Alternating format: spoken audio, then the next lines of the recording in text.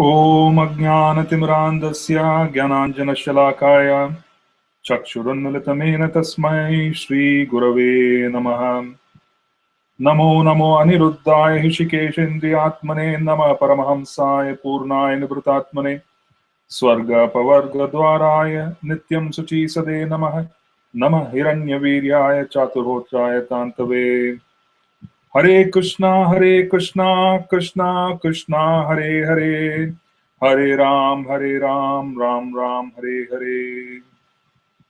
Hare Krishna.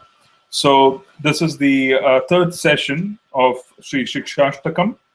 The Siksastakam are 8 verses which were personally composed by Sri Chaitanya Mahaprabhu, Sri Lord Gauranga. In fact, we were always astounded that for all his scholarship, he did not write more than these 8 verses, and these 8 verses were offered right towards the end of his Leela in Jagannath Puri, the manifested Leela.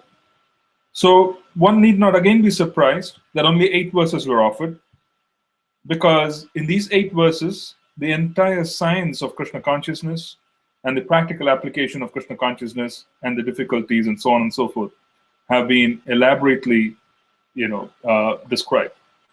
When we say elaborately described, we are saying that the scholarship of Mahaprabhu is such that in 8 short verses, he has captured everything. Okay, so that's the other way of looking at it, saying he didn't give anything beyond these 8 verses, but then these 8 verses have everything. So the accomplishment of the scholar, or rather the extraordinarily deep understanding of the science of Krishna consciousness, allows one to be able to take something very complex. Krishna consciousness is very complex in one sense, because we are talking about an extraordinary achievement going right back to Godhead while being in this body. And it's being offered in such an easy, accessible manner to the whole planet. It does not discriminate. The process does not discriminate. It's being distributed widely. So in that sense, it is quite astonishing that something which is quite complex in terms of its applicability, the design of the process is so elaborate that the applicability of the process is very easy for whoever takes it up. Some of us who have traveled around and have been to different temples in America and outside of America in different parts of the world, one would come across a situation where immaterial of the race which is predominant in a country that we visit, immaterial of the so-called cultural impact, the local cultural impact, which would obviously be there. It could manifest itself in terms of the kind of food and so on and so forth. If we visit any country and any part of the world and enter into one of the temples built by Srila Prabhupada, or rather where Srila Prabhupada is glorified and the process given by Lord Chaitanya has been taken up, we would be able to develop camaraderie, and we would be able to develop extraordinarily personal contact with devotees in a matter of minutes, because we have so much in common. So why am I saying this? I'm saying this because it's astounding to see how a spiritual science has captured, or rather has the ability to present itself and attract anyone from any background. And it can overcome or allow the person to climb above their station, be it Africa, be it America, be it white, black, brown, different bodies. It doesn't matter. It doesn't matter as to where people grew up. It is just so fascinating to see how our spiritual consciousness, or rather Krishna consciousness, is so accessible beyond boundaries. It is accessible beyond race, beyond culture. And the reason is quite obvious, because Krishna consciousness talks to the soul. Srila Prabhupada, when he first came here to America, he had a very thick Bengali accent. And in fact, his prayers written during his journey on Jaladuta. Jaladuta is the name of the ship which Srila Prabhupada traveled on while he was arriving in Boston. And he wrote this, saying he was actually afraid or he was rather intimidated in many ways, on how he could give such a powerful process and with a goal which is so exalted that this goes all the way to the spiritual sky, and even in the spiritual sky, the process gives us access to the most personal form of God, the most personal, most intimate form of God. Raja is the most personal aspect of Krishna. I mean, God. Most personal. All Vishnu expansions, Krishna is the avatari because all the qualities of other Vishnu expansions are found in Krishna. Krishna is the origin. Krishna is the source because he has all the qualities. So Vraja, which is reaching Vraja and being able to interact with Krishna in Vraja in a personal relationship, is the goal of Krishna consciousness. And because the goal is transcendental, because the goal addresses the real needs of the soul, the external covering of the soul, which is the body, and the identification of the body with a certain race, identification with the body with certain social circumstances, identification of the body with the local culture, it's actually immaterial. It doesn't matter. The science of Krishna consciousness is being able to accept, people from any walk of life, anywhere in the world, are able to accept the concepts given by Sri Chaitanya Mahaprabhu. That is the profound mercy which has been offered to us, right? So these 8 verses in reality capture this extraordinary process in a very powerful way and in highlighting the essence. And this is, again, real true scholarship of Sriman Mahaprabhu, because he's the supreme person. All forms of knowledge are found at his lotus feet. Mother Saraswati has very clearly made a mention, Saraswati, the goddess of learning, said that Chaitanya Mahaprabhu is her master. She made this very clear, abundantly clear to her devotee, saying, he is my master. He's the origin of all I have in terms of being able to offer knowledge. So when we actually think about it, it is not surprising that the entire science of Krishna consciousness could be encapsulated in 8 verses by Mahaprabhu. That's his profundity, that's his ability because of who he is. Otherwise, who could capture volumes and volumes, condense them into 8 verses, and then offer it to us? And when you read the 8 verses are like a seed. Okay, it's almost like a closed bud of a lotus or a seed, and then as you read, it opens up, it blossoms, and it is able to give us a lot more once we start understanding and reflecting on it.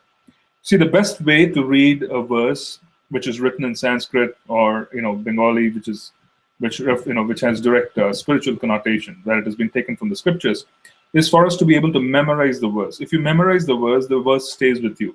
And then what happens, you can always bring it up during the day, you can bring it up while you drive, and you can reflect on it. And when you do that, you practically would be able to understand much better. You see, you'll be able to understand and absorb the essence of the verse much better. So in the previous session, we went through the first verse, and the first verse had very specific mention of the gifts and the spiritual gifts that the holy names have to offer. Okay, I just want to quickly recap, and then we want to get into today's discussion. So the first verse that we read through is, one moment. Yeah, I just want to read through it. Cheto Darpana Marjanam. Cheto Darpana Marjanam is the first opulence, which means the holy names cleanse the mirror of the heart and reveal to us our eternal identity. So once the eternal identity is revealed, then the entire function of being afflicted by the threefold miseries of the material world, which is the Mahadavagni, right? And it is basically being completely annihilated. Davagni is a spiritual fire, so that's the next. I'm sorry, it is the forest fire. Pardon me. And the holy names practically allow us complete protection from the Davagni, which is the forest fire of taking birth again and again into this material world, coming into this material world and leaving. So Cheto Darpana Marjanam is the first opulence. Bhava Mahadavagni Nirvapanam is the second gift of the holy names. Shreyaha Kairava Chandrika Vitaranam, Shreyaha, great good fortune rises. So the first one, which we spoke of, Bhava Maha Davagni Nirvapanam, is also described in the Madhurya Kadambini. We talked about basically Kleshagni. Kleshagni is the gift of the holy name, where all the suffering is completely eradicated. And what does it mean? Suffering is directly related to our karmic reactions. Once one begins chanting the holy names very seriously, one is able to eliminate their aprarabdha, and that which is yet to manifest, that which is manifested, and also being able to eliminate the seed form, that which we have sown while being in the planet in this particular lifetime. Everything has completely been eliminated, and which is actually the word Kleshagni that we read about in Nectar of Devotion. Kleshagni is the word that we read about in Madhurya Kadambini, where Klesha is the threefold miseries, right? Miseries caused by the Devas, miseries caused by our own action, and then miseries caused by other living entities, right? Three different types of miseries. So these three different types of miseries are Kleshagni. The Agni of the holy names, the mercy of the holy names, is that basically it is completely removing these three kleshas. And that is again being described here, saying Bhava Maha Davagni Nirvapanam. Here the description is that the birth and death process, where it is like a forest fire, one cannot escape it, is being completely eliminated by the mercy of the holy names. Shreya Kairava Chandrika Vitaranam, right? Shreya Kairava Chandrika Vitaranam. So all kinds of good fortune rises. Shreya Kairava Chandrika Vitaranam. And then our own identity blossoms within our heart, and we are able to see who we are, and we are able to enact with the Supreme Lord in the divine abode of Goloka. And that is compared to Kairava Chandrika, where the moonlight of the holy names shines upon the white lotus flower, and it blooms within our heart, allowing us to embrace our real identity in the spiritual sky, and we are able to act according to that.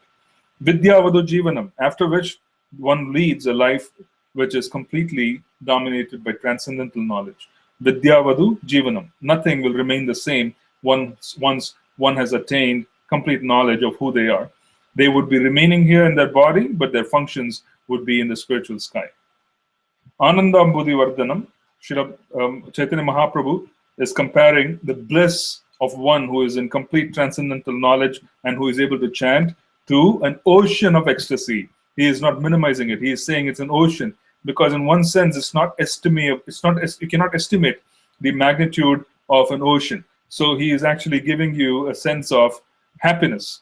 He is telling you that even though we are minuscule, he is telling us that even though as a jiva we have a very, very small potency of Krishna in terms of our size, we are very, very small in relationship to the Supreme Lord in terms of our quantity of potency, our ability to experience happiness is limitless.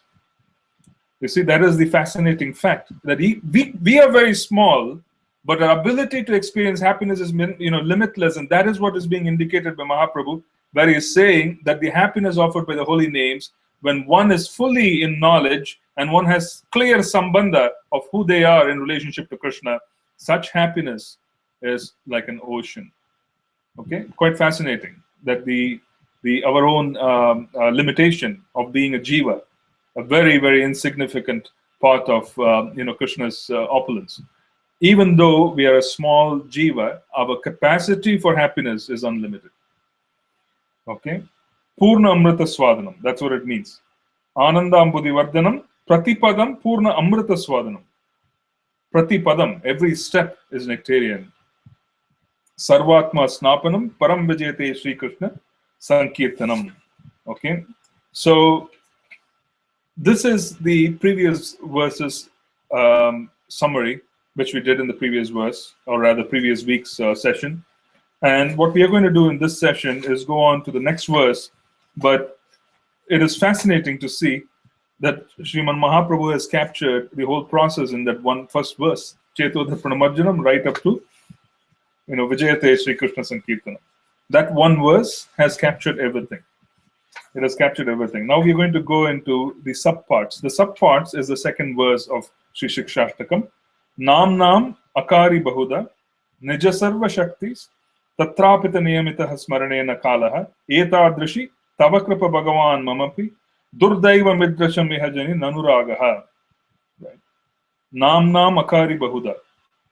First line. Nija sarva shaktis tatrapita niyamitah smarane na kalaha etadrishi tava kripa bhagavan mamapi durdaiva midrasham ihajani nanuragaha.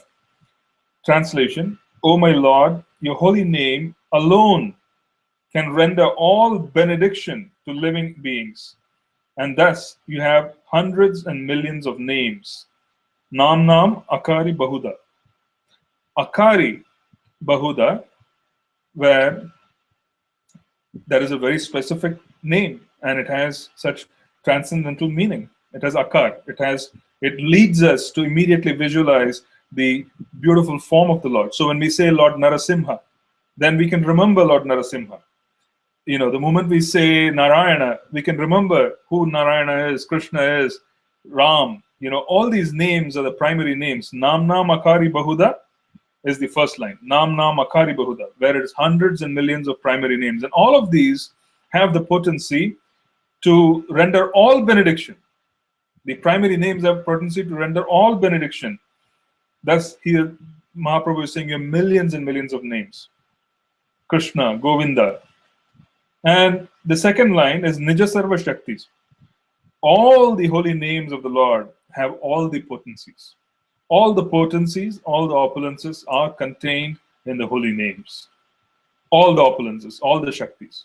Right? Normally we say, if we were to look at Mahavishnu, Sri Mahavishnu, then he has three different Shaktis. One is Sri, Bhu-Shakti, and Neela, which is the general description of Sri, Bhu, and Neela. So Sri Shakti is when we actually look at it, when it expands and comes into the material sky, we start looking at Sri Shakti and as the Shakti of Vishnu, Bhu Shakti as the Shakti of Lord Brahma, and Neela as the Shakti of Shiva.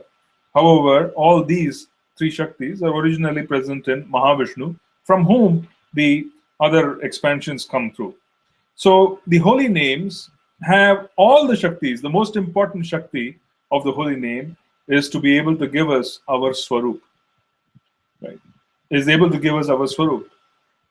Our Acharyas also opine very clearly that the holy names, biggest opulence is the Kripa Shakti. The entire Kripa Shakti of Krishna is vested with the holy names, in the form of his holy names. Everything. Okay? So that's what is being given here. Namna Makari Bahuda, every one of his holy names. Nija Sarva Shaktis. Tatrapita Niyamitaha Smaranena Kalaha. Tatrapita Niyamitaha Smaranena Kalaha. So there are not even hard and fast rules for chanting these names. No hard and fast rules for chanting these names.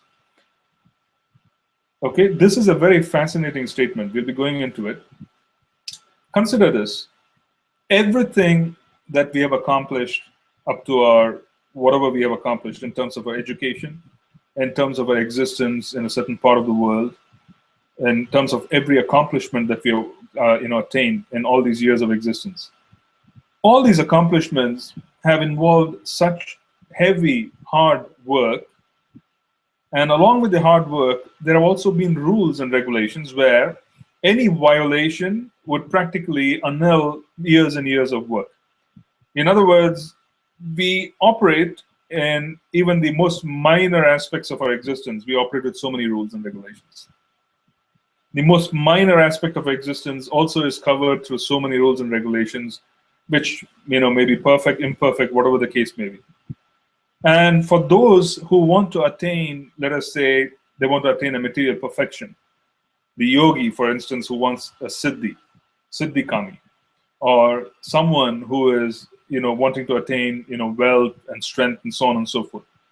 The rules and regulations given in the Karmakanda section of the Vedas is intense. Nobody can possibly do a perfect job in Kali Yuga of being able to even achieve the so-called perfections which are being offered by various processes, because these are material opulences and there are rules, regulations which are imposed.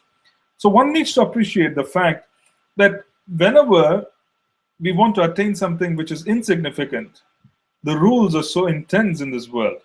It is mercy of the Lord, in one sense, that He has made it so difficult in many ways for us to focus and attain such, insignificant things as powers and so on and so forth. However, when we want to attain Him and His association, He has practically removed all the rules. It's very fascinating. His position and the goal that we attain in Krishna consciousness is the highest position one could even aspire for as a jiva. That is the true need, and the highest position one could ever aspire for as a jiva is to go back to Krishna and attain Krishna prema while we are here, which is the qualification required for us to go back. And that particular qualification of attaining Krishna prema, He has just removed all the rules, but He has imposed such heavy rules for all other attainments. It is fascinating. So I think this is great mercy that He has made material accomplishments so difficult, and He has made this accomplishment of reaching Him extraordinarily easy to do so. Okay? So it is fascinating to see this particular statement saying that, Tatrapita niyamata smarane na kalaha. One can remember Krishna, one can remember and chant the holy names wherever they are in whatever station. There are no rules, no regulations whatsoever. Who could imagine that? If you actually consider anything in this world devoid of rules, it's impossible. You will find that there are rules and regulations for everything.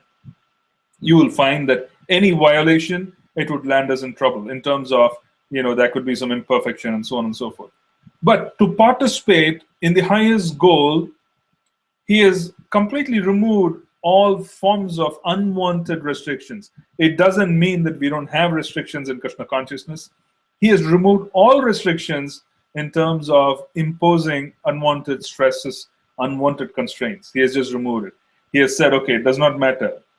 There'll be no discrimination. You can chant wherever you want, because our own standards of Suchi are very poor compared to Vedic standard. Our own standards of what to do and what not to do are very, very poor. You see, we don't stand a chance if Krishna had simply imposed strict standards upon us in terms of being able to come near the holy names, pick up our beads, worship, and so on and so forth. If He had imposed all those heavy standards, we would not be standing a chance. Imagine, even though He has removed all those standards, we still struggle. Okay? And the part of the reason why we struggle is because we don't appreciate what has been given. It is said that something comes easy, we don't take it. We don't take it, right? We don't take it seriously. If we don't pay for something, then we really don't take it seriously.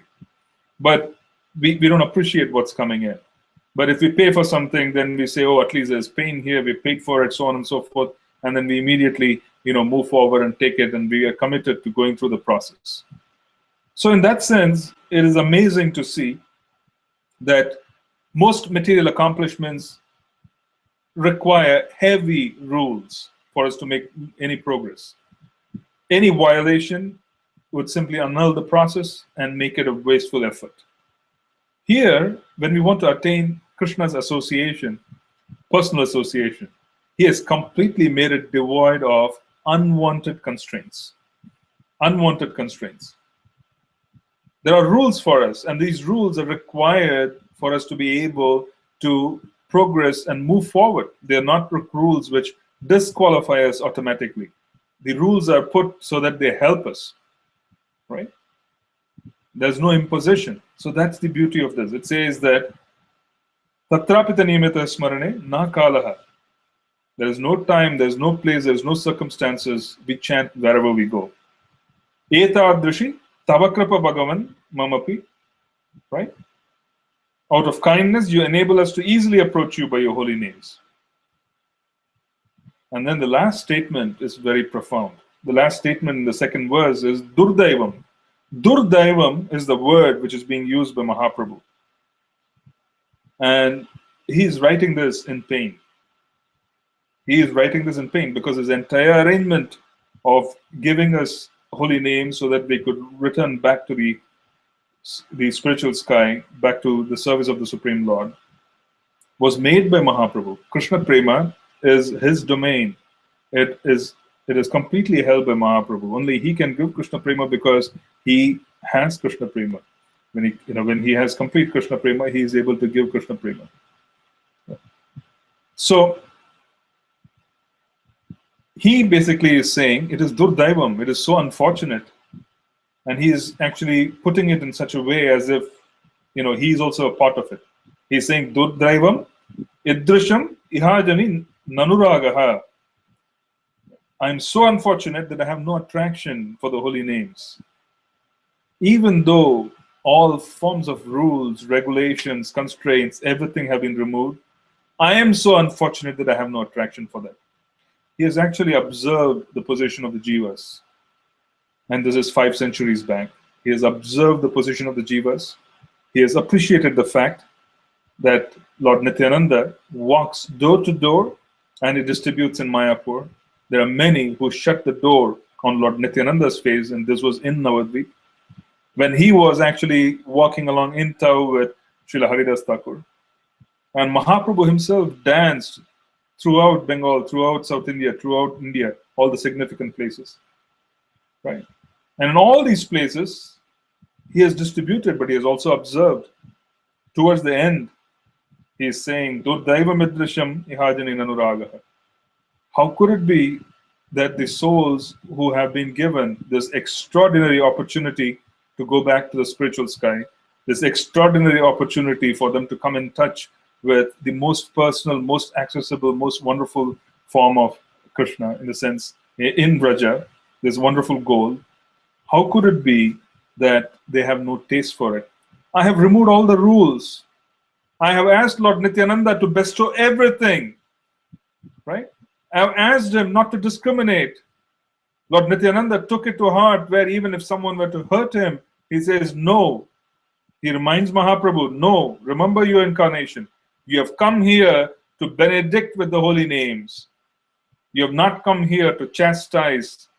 So he, Lord Nityananda, holds the Kripa Shakti, and Mahaprabhu is writing, saying, Lord Nityananda is distributing, and this is really Durdaivam.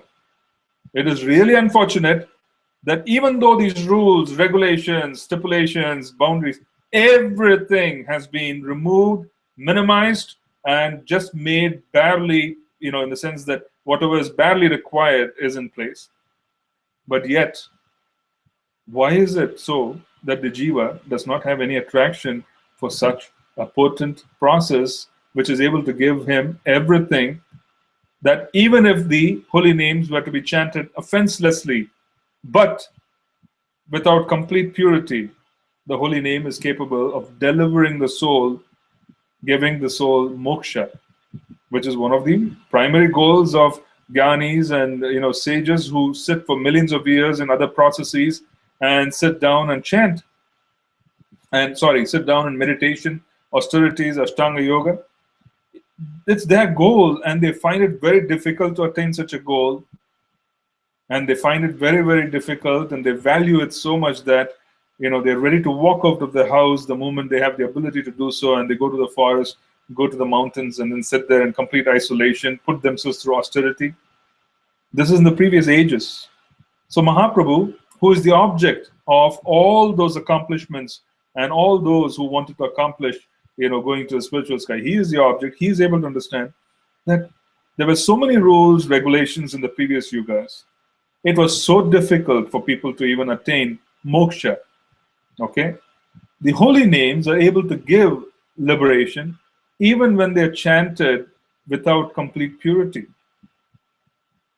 Offenseless chanting namabhas can deliver one beyond the realm of the material universe. It can grant one liberation. And if offenseless chanting can grant liberation, what about the situation of pure chanting where sambandha has been attained? Okay?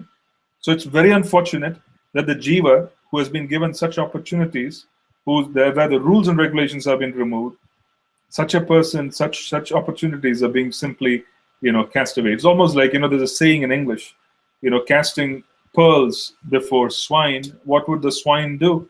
What would the pig do when it sees pearls? Can the pig recognize a pearl? No. the pig would simply trample pearls and they would be destroyed because the pig will not recognize, that there are these are very wonderful, precious gems. So if we actually notice, we have been given several opportunities. This is not, in many cases, this is not the first lifetime. So in such situations, we actually notice that if we have been given so many opportunities to chant the holy names, no rules, nothing has been imposed, this statement of Mahaprabhu has so much meaning, Durdaivam. And he is writing this quite sadly. He's speaking this out, Durdaivam, this is very unfortunate, Idrisham. I'm seeing, I'm distributing. I've asked my brother Nityananda to remove all barriers. The holy names are flowing throughout wherever the movement is being spread. But yet, why is there such apathy? Why is there such lack of seriousness? What is this madness of these souls? My spiritual master wrote a very beautiful line on this. He said, if you walk into your friend's house, a dear friend of yours, and then you knock on the door, he opens the door, but then he starts barking like a dog. He starts snipping at your heels. He starts pulling at your clothes and so on and so forth and barks. No, you just, what kind of nonsensical behavior is this? What has happened to you? Have you gone insane? Have you lost your mind? What is wrong with you? Why is it that you're behaving in this manner when you are supposed to be human? Why have you turned yourself into an animal? Why are you doing this? This behavior is despicable. See, this is how our behavior appears to higher beings. People who understand the real value of the holy names, they look at us and they see this kind of crazy behavior, saying that such a big gift has been given and there are no rules, no regulations, nothing. The person is supposed to chant. Why can't they dedicate their lives to this process? Why are they acting like crazy people? Our own behavior appears in this way.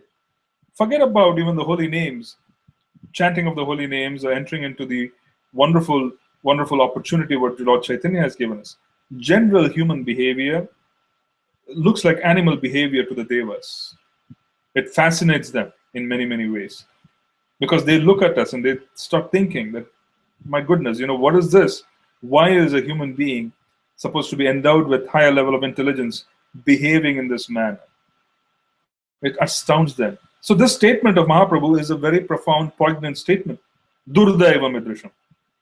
What kind of unfortunate personalities are these people that when we remove all the rules and give them such a gift, they're unable to take any advantage of it? And, I'm saying this again, that, one should not say that I'm praising my spiritual master, but if something has to be praised, it has to be praised. His Divine Grace, Bhakti Tirtha Maharaja, it's very profound because it shows how sincere he was even when he was 23 or 23. If he was 23 or 24, very young. So he had graduated out of Princeton and he was about to get married because he was engaged. He has a fiancée. So his connection with Srila Prabhupada obviously was from a previous lifetime. He received a tape. I think those days it was a tape, or was it an LP? I think it was an LP, a record. And he was actually listening to Srila Prabhupada's chanting. They had recorded something. And he was in his room and he locked himself. His fiancée was outside the room in the apartment. The moment he heard Srila Prabhupada's voice for the first time, within half hour, he had decided that he had to dedicate himself to Prabhupada's mission. Within half hour, 30 minutes. This was a Princeton graduate, well employed. He was making money. He had his own apartment. He had his car, whatever it is, the trappings. Coming from a black family, from the tenements, from the slums of Cleveland. This is a big deal. Going to Princeton was a big deal in 1970s while there was so much discrimination, because of color. And after going to Princeton, he, graduated with honors. He was the student body president and so on. He gets a very good job in the state of New Jersey. And then he has all the facilities which a young man can have at 23. He's about to get married to someone he loves. And within half hour, after hearing Prabhupada's chanting, he takes a decision saying, I got to dedicate my life to this. I've found something worthwhile for me to dedicate my life. Amazing. Within half hour. He opens the door, and his girlfriend or fiance was quite spiritually astute as well. She was able to understand the seriousness of of Maharaj, and he tells her that they got to put off their cancel their wedding, whatever it is. He wants to join the movement. He wants to surrender to Srila Prabhupada. Just within half hour of hearing Prabhupada, not meeting him or anything, just half hour. And the moment he does that, he basically sells his apartment, sells his car, donates everything to the temple, joins full time. Now, that is a very, very profound, powerful transformation when someone comes in touch with something extraordinary. So a soul like him, very rare, because they are searching for the truth constantly. And when they found the truth, they don't hesitate, they don't waste their time. They understand that this is a wonderful opportunity. They also have the ability, even though they are quite young, to make a comparison to what they have accomplished and what this opportunity offers. He was going to join the United Nations at the time. He had an offer as well, in addition. And he just threw everything away. He was very intelligent. He just threw everything away. He was more intelligent than anybody could imagine. So he threw everything away and joined Srila Prabhupada, which is our good fortune. And he contributed so much. So the comparison which I'm trying to make here is that when we look at such behavior, especially from those who have not been exposed to the Vedic paradigm, those who have not been exposed to Vedic culture, so on, when they look at something so precious and they're able to take a decision to throw everything away for whatever is precious, because all the souls who joined Prabhupada in the early days, they practically dedicated themselves to such an extent that they quit their jobs, they quit everything, they moved into the temple and they spread the movement. When we actually look at all of that, it is fascinating and it's very inspiring for us. But the statement made by Mahaprabhu is also very, very profound. Durdaivam. See, he is actually lamenting. He is lamenting for us. He is actually lamenting for us, where he is saying, so much has been given, and why is it that so little is being taken? Such opportunity. So that's what this particular statement is. Durdaivam vidrasham ihajani nanuraga. Now, I'm going to read a few verses which are talking about the power of chanting. Okay, because here, basically, they're saying that chanting has all the potencies. So let's read a few verses from different Puranas and Bhagavatam, which bring forth this particular quality of the holy names. I'll just read the translation. From Padma Purana, Uttarakanda, chapter 46.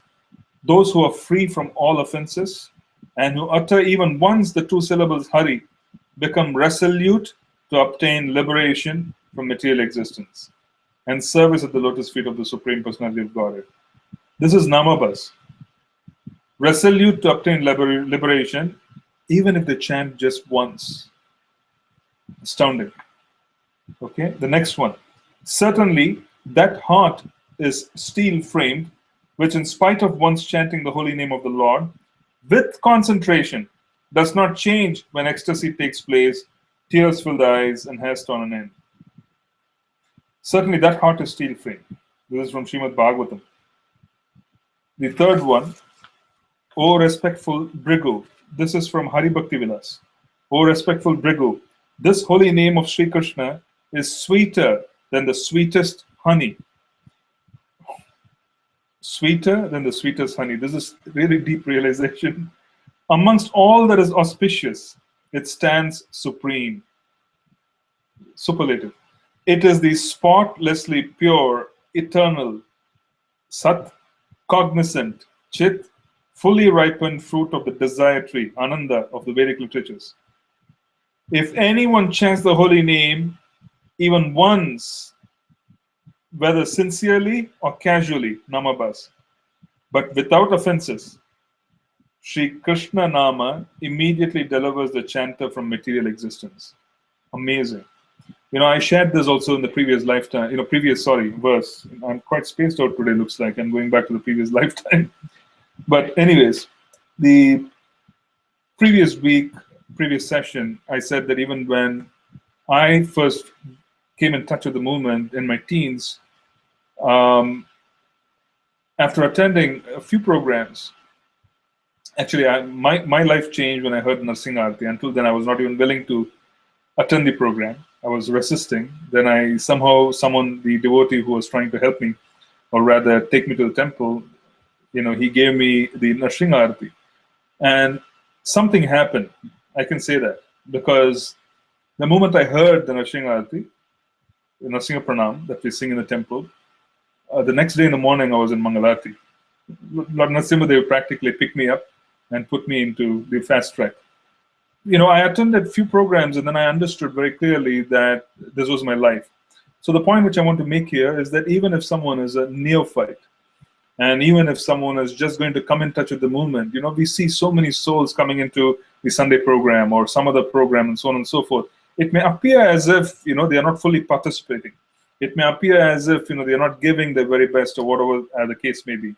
But one should not, one should not ignore that. The reason is that even one contact with Krishna, is all it takes to completely change the life of a person. Because in my own case, I can say that with realization that when I attended the first program, Mangalarti, I sat down, I remember the verses and so on and so forth that were being chanted.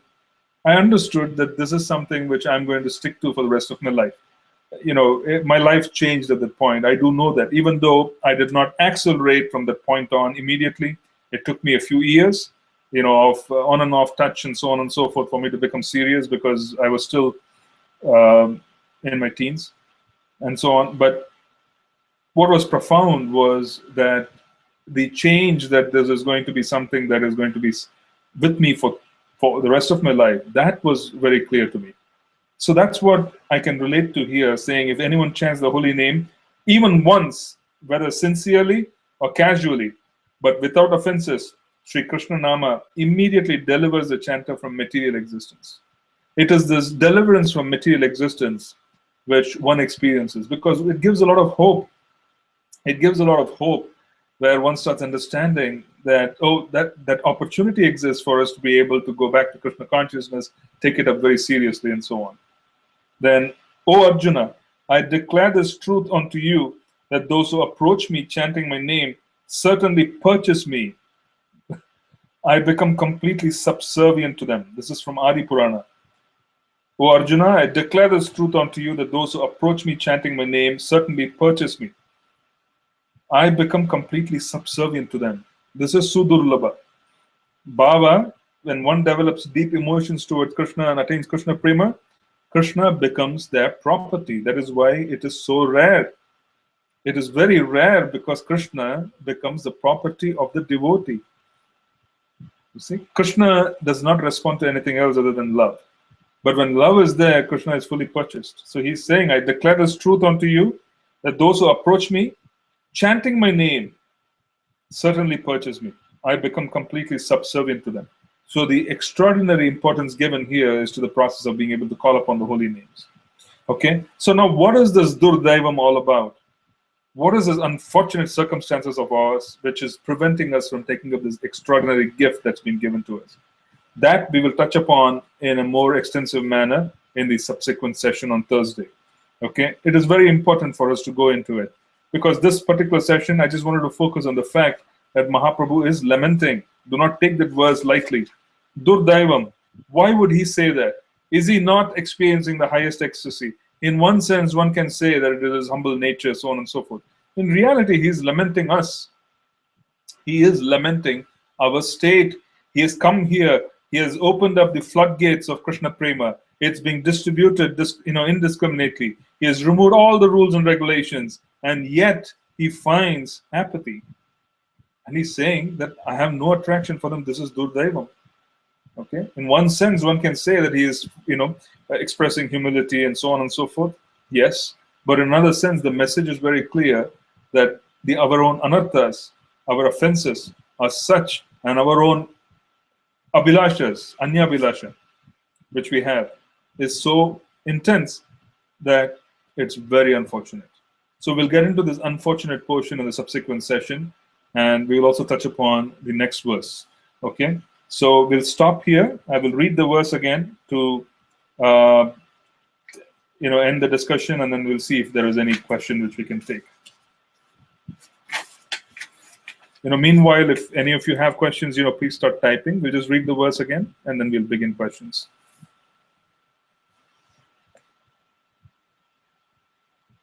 Namnam akari bahuda nija sarva shakti tatrapita niyamitah smaranena kalaha etadrishi tavakrapa bhagavan mamapi durdaivam idrisham ihajani nanuragaha. O my Lord, your holy name alone can render all benediction to living beings. And thus you have hundreds and millions of names like Krishna and Govinda.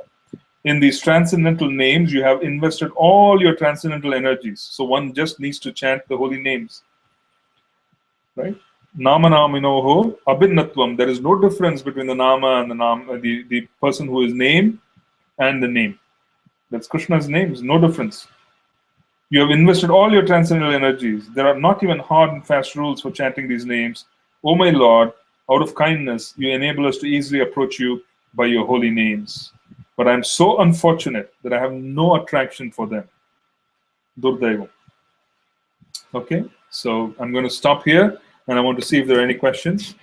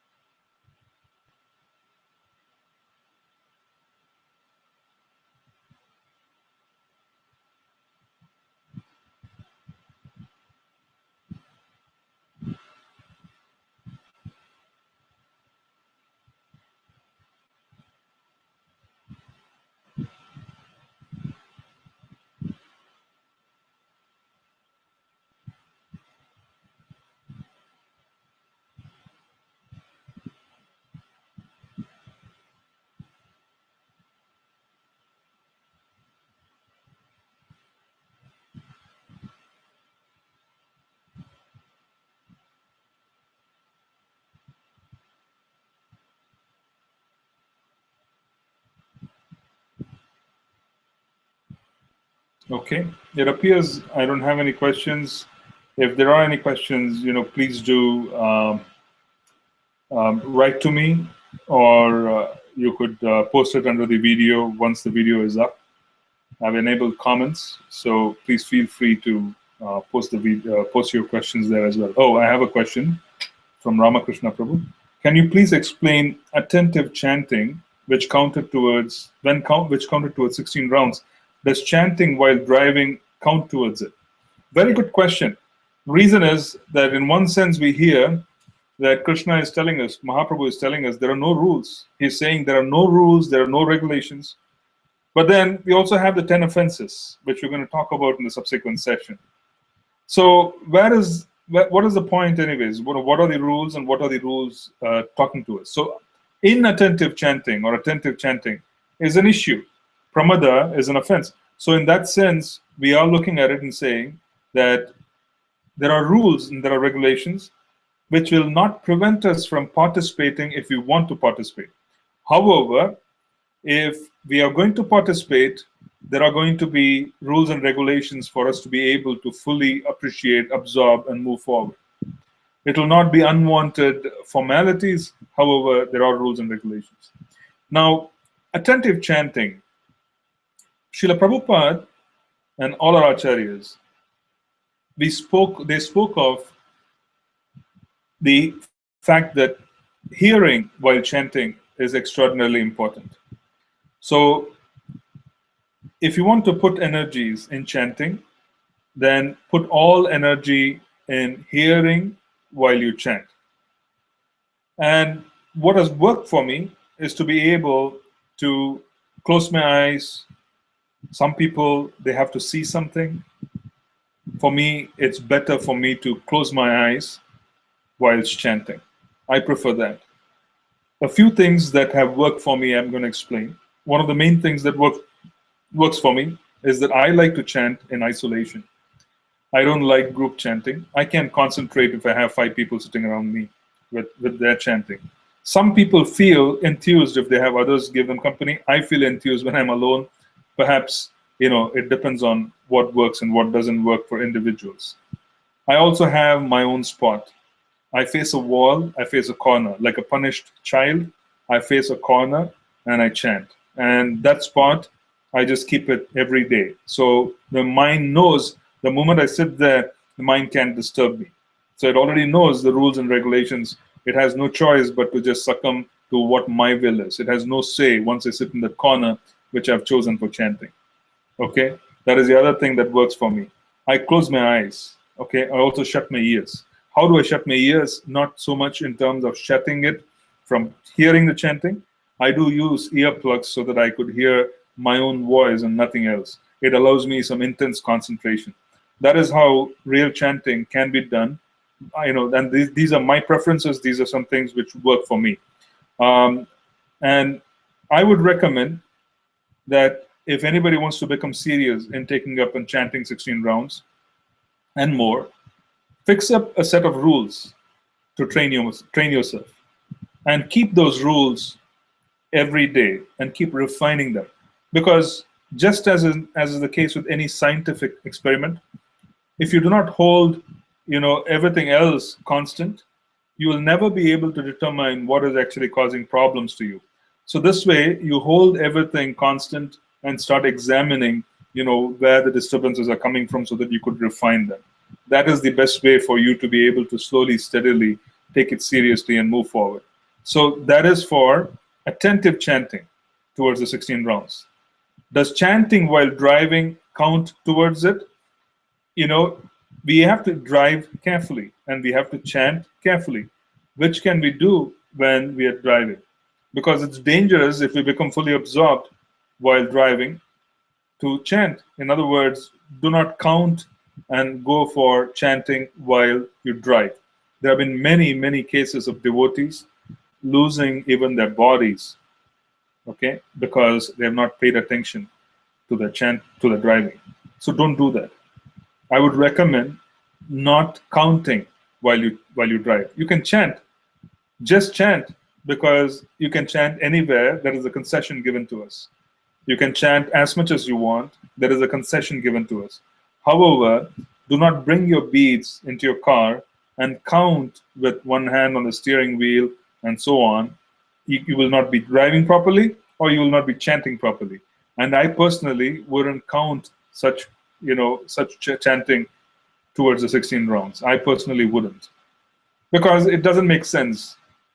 Okay, if we are overwhelmed, we have to examine our lifestyle. We have to really see what is happening. We are overwhelmed because we were not desiring Krishna at some point in the past. As a consequence, material energy has arranged a life based on unhealthy desires. And if you are overwhelmed, that's where the desires have to change, where we start actively praying to Krishna while chanting, saying, Krishna, I want to chant. Give me intelligence so that I can rearrange my life so that I can nicely do this. Because this is the greatest goal one can possibly have in life. Okay? We have to actively desire wanting to be able to chant nicely. Nothing is going to happen without active desires. So that is something which you can consider as well. In summary, don't chant while you drive, specifically if you're going to be counting. Okay? You can chant otherwise. I would recommend listening to lectures and so on and so forth. It's a good way to accomplish things. I hope that answers your question. All right. Okay, I'm going to end here because I think it's 9:24, and you can write to me with further questions. I will try my best to answer as soon as I can. I know I have some pending questions, and I haven't gotten to it yet. I'll get to it as soon as I can. Thank you. Thank you so much. Srila Prabhupada ki jai. Hare Krishna.